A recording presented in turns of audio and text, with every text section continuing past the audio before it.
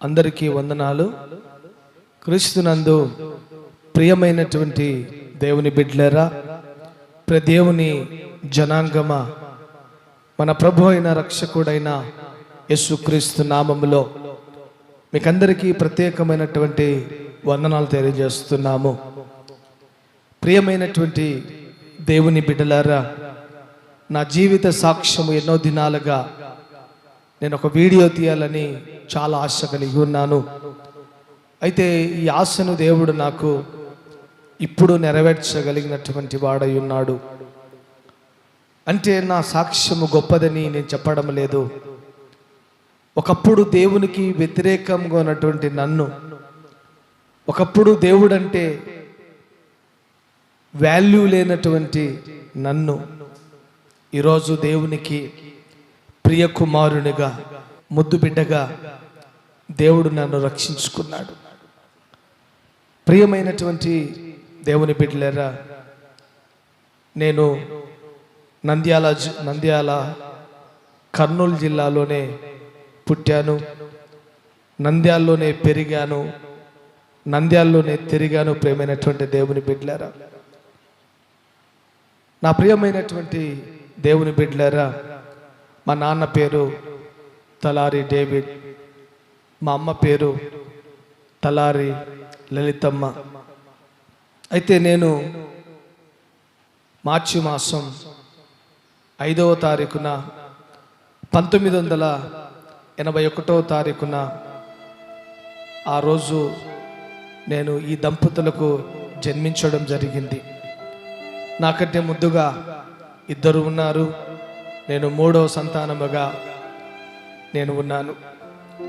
అయితే ప్రియమైనటువంటి దేవుని బిడ్డలారా, చిన్నవాడనేటువంటి నేను ఎప్పుడైతే భూమి మీద పడ్డానో, నేను భూమి మీద పడినటువంటి 1 లేకపోతే 2 సంవత్సరాల కల్లా మా అమ్మ చనిపోయింది. మా అమ్మ చనిపోయినప్పుడు పరిస్థితి ఎలా ఉంది అంటే చాలా దయనీయమైనటువంటి పరిస్థితి. మా అమ్మ చనిపోయి శవాన్ని అక్కడ పండుకోబెట్టి ఉంటే నేను వెళ్ళి పాలు తాగుతున్నానట. నా ప్రియమైనటువంటి దేవుని బిడ్డలారా, చిన్నప్పటి నుంచే నేను తల్లి పెంపకములో పెరిగినటువంటి వాడును కాదు, తల్లి ప్రేమలో పెరిగినటువంటి వాడును కాదు. తండ్రి ఉన్నాడు, అన్న తమ్ముళ్ళు ఉన్నారు, అన్నలు ఉన్నారు. కానీ నా ప్రియమైనటువంటి దేవుని బిడ్డలారా, బహుభయంకరమైనటువంటి పరిస్థితి. ఆ రోజే నా జీవితంలో భయంకరమైనటువంటి పరిస్థితి ఏర్పడింది. అయితే నా ప్రియమైనటువంటి దేవుని బిడ్డలారా, ఏదో ఒక రీతిగా నా బాల్య దినము అయిపోగొట్టుకున్నాను. 1996వ సంవత్సరములో, అనగా నేను 10th క్లాస్లో ఉన్నటువంటి సంవత్సరం, 1 నుండి 10వ సంవత్సరం వరకు మమ్మల్ని ఒక స్కూల్ పోషించింది. ప్రియమైనటువంటి దేవుని బిడ్డలారా, new holy cross high school, Bommala Satram, అంటే బిషప్ బంగ్లా అంటారు దాన్ని. అయితే ప్రియమైనటువంటి దేవుని బిడ్డలారా, అందరి పిల్లలకు బడి ఉంటే బాధ, నాకైతే బడి లేకుంటేనే బాధ. ఎందుకంటే ఆ బడిలో మధ్యాహ్నం పూట అన్నం పెడుతుండేవారు. తల్లి లేని పిల్లవాడిని కదండి, కనీసం అంటే నన్ను చూసుకునేవారు కూడా లేనటువంటి స్థితి అది. నా ప్రియమైనటువంటి దేవుని బిడ్డలారా, 1 నుండి 10వ తరగతి ఆ బాల్య జీవితాన్ని అనుకుంటే నాకు నిజంగా చాలా బాధ కలుగుతూ ఉంటుంది. ఎందుకంటే తల్లి పిల్లలను చూసుకుంటుంది, తల్లి లేని పిల్లలు ఆ పిల్లలే కాదండి. ప్రియమైనటువంటి దేవుని బిడ్డలారా, ఆ మిషన్ కాంపౌండ్లో, ఆ చర్చి కాంపౌండ్లో, ఆ రైల్వే స్టేషన్ దగ్గర భయంకరమైనటువంటి దుర్భర పరిస్థితి. అన్నట్టు మీకు ఒక మాట చెప్పడం మర్చిపోయానండి. నా పేరు ప్రసాద్ కాదు. మిషన్ కాంపౌండ్లో పత్సు అంటూ ఉండేవారు. ఎందుకో తెలుసా? పొద్దున ఎవరు అడిగినా కానీ ఏం తిన్నావురా అంటే ఏమి తినలేదంటుండేవాడిని. మధ్యాహ్నం అడుగుతుండేవారు ఏం తిన్నావురా అంటే ఏం తినేలేదు అంటుండేవాడిని. రాత్రి అడుగుతుండేవాళ్ళు ఏం తిన్నావరా అంటే ఏమి తినలేదు అంటుండేవాళ్ళు. ఒరే నువ్వు పస్తుండావరా, నీ పేరు పస్తు పస్తు పస్తు అయిపోయి పచ్చు అయి నా పేరు. కాబట్టి ప్రియమైనటువంటి దేవుని బిడ్డలారా, ఇంత దుర్భరమైనటువంటి బ్రతికినటువంటి నా జీవితంలో 1996 సంవత్సరంలో 10th క్లాస్కి వచ్చేసాను. ఆ 10th క్లాస్కి వచ్చిన తర్వాత నా ప్రియమైనటువంటి దేవుని బిడ్డలారా, ఆ 10th క్లాస్లో ఎప్పుడైతే అడుగు పెట్టానో అప్పుడు నాకు ఆలోచన కలిగింది, అయ్యో నాకు కూడా అమ్మ ఉంటే బాగుంటుంది, నాకు కూడా బంధువులు ఉంటే బాగుంటుంది, నాకు కూడా రక్త సంబంధికులు ఉంటే బాగుంటారు అని అనుకున్నాను ప్రియమైనటువంటి దేవుని బిడ్డలారా. కానీ నేను ఒకటి మాత్రము తప్పకుండా ఖచ్చితంగా చెప్పగలను ప్రియమైనటువంటి దేవుని బిడ్డలారా, ఆ రోజు భయంకరమైనటువంటి దుర్భర జీవితాన్ని ఎప్పుడైతే 10th క్లాసు అయిపోయిందో ఇంటర్మీడియట్కి వెళ్ళినటువంటి నా జీవితంలో దుర్భర జీవితం మొదలైంది. తాగుడుకు బానిస అయిపోయాను, మట్కాకు బానిస అయిపోయాను, భయంకరమైనటువంటి తిరుగుబోతుతనం వచ్చేసింది. ఒక పెద్ద రెడ్డి దగ్గర 3 సంవత్సరాలు సెక్యూరిటీ గార్డుగా ఉన్నాను. ఎంతటి సెక్యూరిటీ గార్డుగా ఉన్నానంటే, ఆ సెక్యూరిటీ గార్డుగా ఉన్నటువంటి ఆ వ్యక్తిని కాపలా కాస్తుండేవాడిని భయంకరంగా. అయితే ఆ సమయంలోనే అన్ని అలవాట్లు వచ్చేసాయి. భయంకరంగా రైల్వే స్టేషన్లో తాగుతూ పడిపోతుండేవాడిని, సమాధులలో తాగుతూ పడిపోతుండేవాడిని. నాకంటూ లోకాన ఏది లేదనుకొని ప్రియమైనటువంటి దేవుని బిడ్డలారా, దుర్భర జీవితం. మిషన్ కాంపౌండ్లో నా అంతవాడు లేడు, రైల్వే స్టేషన్లో నా అంతవాడు లేడు. ఇష్టానుసారమైన జీవితం జీవిస్తుండేవాడిని. రైల్వే స్టేషన్లో, ఆ ట్రైన్లో దొంగతనాలు. ప్రియమైనటువంటి దేవుని బిడ్డలారా, ఇవన్నీ చేస్తున్నటువంటి నన్ను ప్రియమైనటువంటి దేవుని బిడ్డలారా గమనించి మా నాన్న అన్నయ్య కలిసి ఒక ఆటో కొనిచ్చారు. ఆటో కొనిచ్చిన తర్వాత ఇప్పుడే ముందే భయంకరమైన జీవితం అంటే ఆ ఆటోలో రోజు డబ్బులే. ఇంకెంత భయంకరమైన జీవితమో మీరు ఒకసారి గమనించండి. ప్రియమైనటువంటి దేవుని సంగమా, ప్రియమైనటువంటి దేవుని పిల్లలారా, ఈరోజు ఎందుకు ఈ మాటలు చెప్తున్నానంటే, ఆటో జీవితంలోకి వెళ్ళిపోయింది నా జీవితం. ఇక నా బ్రతుకు చండాలమైపోయింది. బంధువులు విడిచిపెట్టారు, రక్త సంబంధికులు విడిచిపెట్టారు. మా నాన్న ప్రియమైనటువంటి దేవుని బిడ్డలారా, మా నాన్న హమాలీ పని చేస్తుండేవాడు పొగాకు కంపెనీ దగ్గర. అయితే తన జీవితం అంతా పొగాకు కంపెనీ కష్టపడడమే మా నాన్న నేర్చుకున్నాడు. ఎందుకంటే మా నాన్నకు డబ్బే ప్రధానము ప్రియమైనటువంటి దేవుని బిడ్డలారా. అయితే అటువంటి సమయంలో నన్ను పట్టించుకునేవాడు ఎవరు లేరు. నాకంటూ అమ్మాయిని చూసి పెళ్లి చేసేవారు అంటూ ఒకరు లేరు ప్రియమైనటువంటి దేవుని బిడ్డలారా. దుర్భర జీవితం, భయంకరమైన జీవితం. ఎంతటి దౌర్భాగ్యమైనటువంటి జీవితం అంటే, టౌన్ అంతా ఎక్కడుంటాడు వీడు అంటే, యా కుప్ప తొట్లనో, యా చెట్ల కిందనో, యా సమాధులలోనో పడుకొని ఉండేవాడిని తాగి భయంకరంగా. అయితే ప్రియమైనటువంటి దేవుని బిడ్డలారా, నా జీవితంలోకి, అంతటి దుర్భరమైనటువంటి జీవితంలో జీవిస్తున్నటువంటి నా జీవితంలోకి ఒక అమ్మాయి ఎంటర్ అయింది. అదే సుజాతమ్మ తలారి. అయితే ప్రియమైనటువంటి దేవుని బిడ్డలారా, ఆ అమ్మాయి ఎప్పుడైతే ఎంటర్ అయిందో, ఆ అమ్మాయిని కూడా నాకు పెళ్లి చేసేటప్పుడు ఏమండి భయంకరంగా అబద్ధాలు చేసి పెళ్లి చేశారు. మా వాడు చాలా మంచోడు, మా వాడు చాలా అమాయకుడని. అమాయకుడు ఏం కాదు. ఎంత భయంకరమైనటువంటి వాడిని అంటే అంత భయంకరమైనటువంటి వాడిని. నా భయంకరమైనటువంటి ఆ పరిస్థితి ఎలా ఉంటుందో ఒక్క మాట చెప్తానని నేను వినండి. పెళ్లి రోజు వచ్చేసింది. పెళ్లి రోజు రాత్రి ఏం జరిగింది తెలుసా? పెళ్లి రేపనంగా ఈరోజు రాత్రి ఏం జరిగింది, నా ఫ్రెండ్స్ అందరూ కలిసి నాకు లీటర్ నాటు సారాయి తాపారు. లీటరు పచ్చి నాటు సారాయి తాగేవాడిని నేను. ఒక క్వార్టర్ పచ్చి నాటు క్వార్టర్ తాగేవాడిని. అంత భయంకరమైనటువంటి తాగుబోతును. అయితే రాత్రి ఏం జరిగింది తెలుసా? ముందు రోజు అందరు కలిసి నాకు ఒక నాటు సారాయి లీటరు బలవంతంగా దాపారు. తెల్లవారింది, పెళ్లి కొడుకుని చేశారు. చర్చికి వెళ్తున్నాను కానీ, బ్యాండ్ మేళంలో వెళ్తున్నాను కానీ నాకు జ్ఞాపకం లేదండి. చర్చిలో బాబులు గురులైనలు చూస్తున్నాను కానీ నాకు జ్ఞాపకం లేదండి. చివరిగా తాళి చేతిలో పెట్టారు. ఏం చేయాలో నాకు తెలియదు, ఏం చేయాలో తెలియదు. అయితే అంతకంటే ముందు నా ఫ్రెండ్స్ అందరూ ఇలా కట్టాలి, ఇలా ప్లాన్ చేయాలని ప్లాన్ చేసుకున్నాం కానీ నేను మర్చిపోయా. అయితే ఏదో ఒక రీతిగా అని చెప్పేసి 2 ముళ్ళు మాత్రమే వేశారండి ఈ రోజు కూడా నా భార్యకు.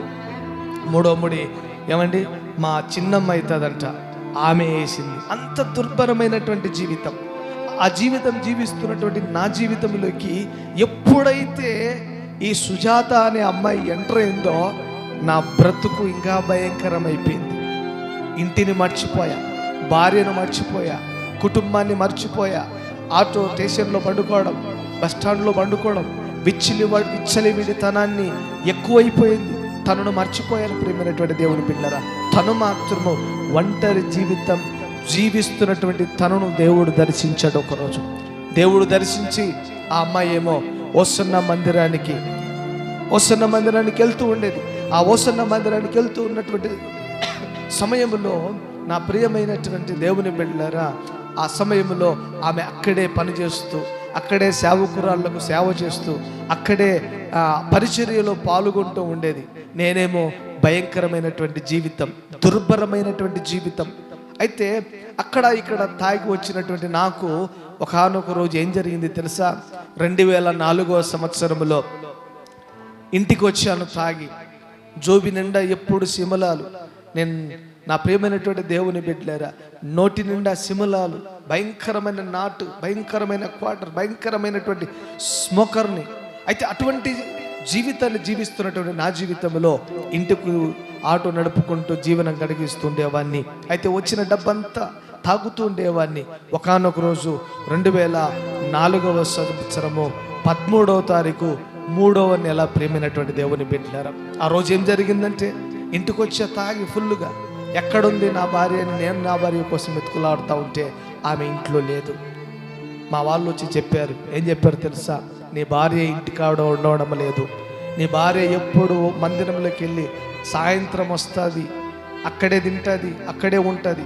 కానీ ఆమె పోయేది నా కోసమే. ప్రేమైనటువంటి దేవుని బిడ్డలారా, నేను మారాలని, నా కోసము, నా మార్పు కోసము ప్రార్థన చేస్తూ దేవుని సేవలో అప్పుడే ఆమె పరిచర్యలో ఉండేది.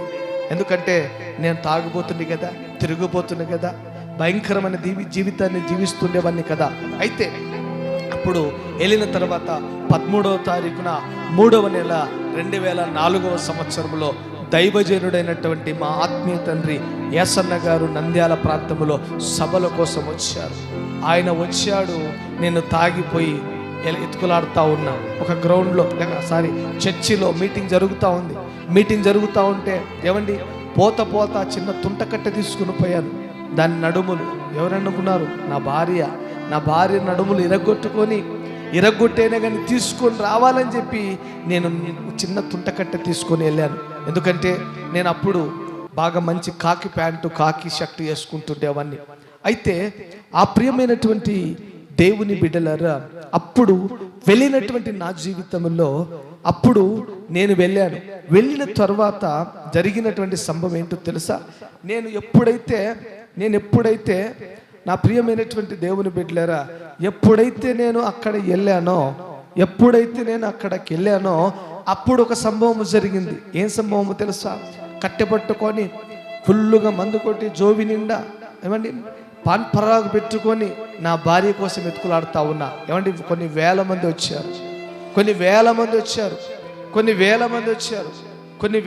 వచ్చిన తర్వాత ఆ వేల మందిలో సుజాతమ్మ ఎక్కడుందో అని వెతుకులాడుతూ ఉన్నా. దైవజనుడైనటువంటి ఆత్మీయ తండ్రి అయినటువంటి ఏసన్న గారు ఒక పాట ఎత్తాడు. పాట ఎత్తిన తర్వాత నాకు ఏమైందో ఏమో అర్థము కాలేదు. అది భయంకరంగా ఎండాకాలం. ఆ ఎండాకాలంలో నా షర్టు, నా ప్యాంటు మొత్తము నానిపోయింది. ఏమైందో నాకు అర్థం కాలేదు. నేనైతే ఆమె నడుములు ఎరగొట్టడానికి వెళితే దేవుడు నా నడుములు ఎరగొట్టాడు. Praise the lord, hallelujah. Shirt నానిపోయింది, ప్యాంటు నానిపోయింది, చెమటలు గారుతూ ఉన్నాయి. అక్కడ వాళ్ళంతా అంటూ ఉన్నారు, ఒరే పచ్చుగా ఏమైందిరా నీకు, వర్షం పడలేదంటే ఏమైందిరా నీకు ఇట్లా నానిపోయావంటే నాకు అర్థం కాలేదు. గబగబా టెన్షన్తో జోలో ఉన్నటువంటి పాన్పరాగు నోట్లో వేసుకున్నాను. ఒక అతను వస్తూ ఉంటే ప్రైజ్ ది లార్డ్ బ్రదర్, ఏమండి ప్రైజ్ ది లార్డ్ బ్రదర్ అన్నాను. ఎందుకంటే నేను పుట్టింది క్రైస్తవ కుటుంబంలోనే పుట్టాను. నేను పెరిగింది క్రైస్తవ మార్గంలోనే పెరిగాను. నేను చదివింది క్రైస్తవ మార్గంలోనే చదివించారు. అందుకే ప్రైజ్ దిలాడని చెప్పాను. ప్రైజ్ దిలాడని చెప్తే అతను చిన్నగా తీసుకుపోయి ఏమైంది బ్రదర్ అంటే, ఆ బ్రదర్ చెప్పాడు, బ్రదర్ మీరేం భయపడకండి, ప్రభువు నిన్ను దర్శించాడు అని సాక్ష్యం చెప్పాడు.